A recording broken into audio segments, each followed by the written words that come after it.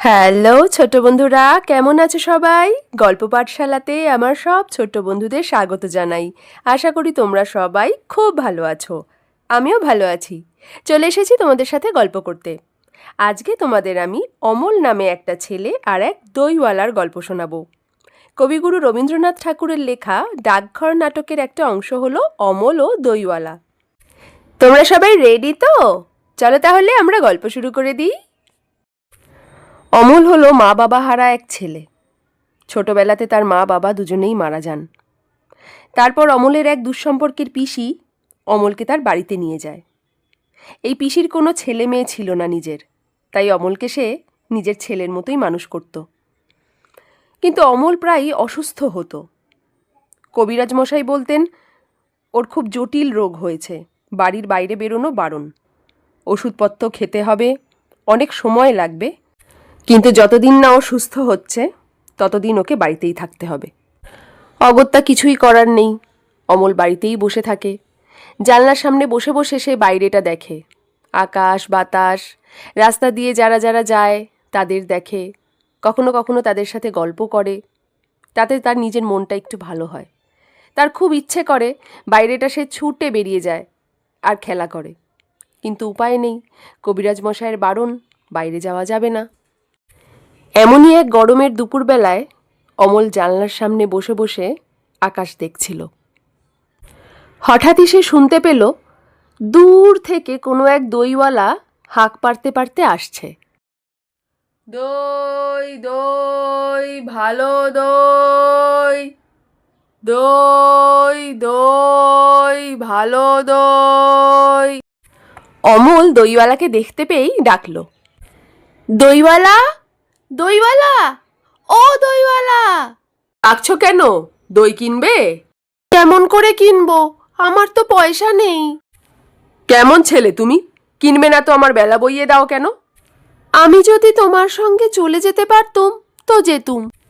আমার সঙ্গে? হ্যাঁ, তুমি যে কত দূর থেকে হাঁকতে হাঁকতে চলে যাচ্ছ শুনে আমার মন কেমন করছে। বাবা, তুমি এখানে বসে কি করছো? কবিরাজ আমাকে বেরোতে বারণ করেছে, তাই আমি সারাদিন এখানেই বসে থাকি। আহা বাছা, তোমার কি হয়েছে? আমি জানি নে, আমি তো কিচ্ছু পড়িনি, তাই আমি জানি নে আমার কি হয়েছে। দইওয়ালা, তুমি কোথা থেকে আসছো? আমাদের গ্রাম থেকে আসছি। তোমাদের গ্রাম? অনেক দূরে তোমাদের গ্রাম? আমাদের গ্রাম সেই পাঁচমুড়া পাহাড়ের তলায়, শ্যামলী নদীর ধারে। পাঁচমুড়া পাহাড়, শ্যামলী নদী, কি জানি, হয়তো তোমাদের গ্রাম দেখেছি, কবে সে আমার মনে পড়ে না। তুমি দেখেছো? পাহাড় তলায় কোনোদিন গিয়েছিলে নাকি? না, কোনোদিন যাইনি, কিন্তু আমার মনে হয় যেন আমি দেখেছি।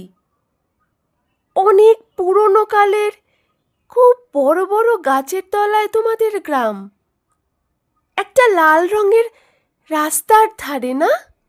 ঠিক বলেছ বাবা। সেখানে পাহাড়ের গায়ে সব গরু চড়ে বেড়াচ্ছে।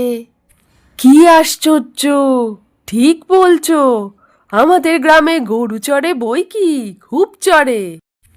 মেয়েরা সব নদী থেকে জল তুলে মাথায় কলসি করে নিয়ে যায়, তাদের লাল শাড়ি পরা। বাহ বাহ, ঠিক কথা, আমাদের সব গয়লাপাড়ার মেয়েরা নদী থেকে জল তুলে তো নিয়ে যাই, তবে কি না তারা সবাই যে লাল শাড়ি পরে তা নয়। কিন্তু বাবা, তুমি নিশ্চয় কোনো দিন সেখানে বেড়াতে গিয়েছিলে? সত্যি বলছি দইওয়ালা, আমি একদিনও যাইনি। কবিরাজ যেদিন আমাকে বাইরে যেতে বলবে সেদিন তুমি নিয়ে যাবে তোমাদের গ্রামে? যাব বই কি বাবা, খুব নিয়ে যাব। আমাকে তোমার মতো ওই রকম দই বেচতে শিখিয়ে দিও, ওই রকম বাঁক কাঁধে নিয়ে, ওই রকম খুব দূরের রাস্তা দিয়ে। মরে যাই, দই বেচতে যাবে কেন বাবা? এত এত পুঁথি পড়ে তুমি পণ্ডিত হয়ে উঠবে।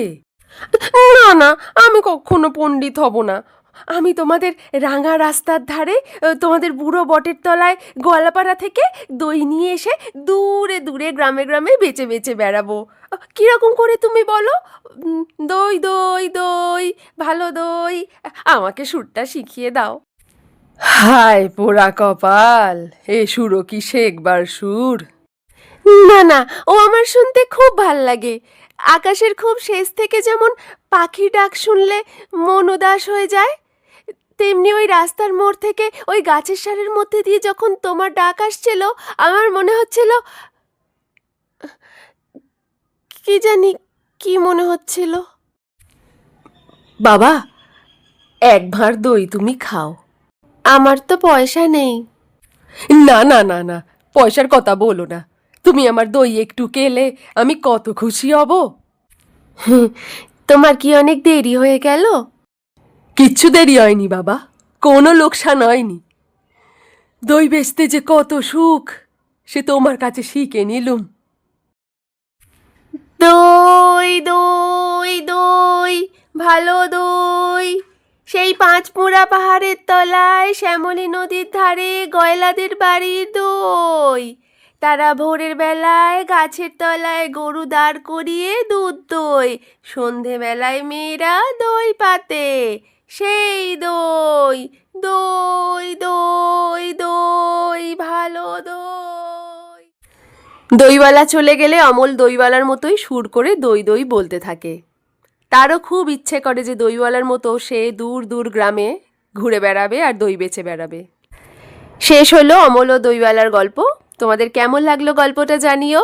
যদি ভালো লাগে একটা লাইক করে দিও, তোমাদের বন্ধুদের সাথেও শেয়ার করো।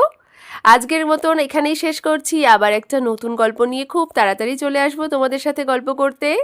ততক্ষণ তোমরা খুব ভালো থেকো, সুস্থ থেকো, আনন্দে থেকো। আজ তাহলে আসি। Love you, tata.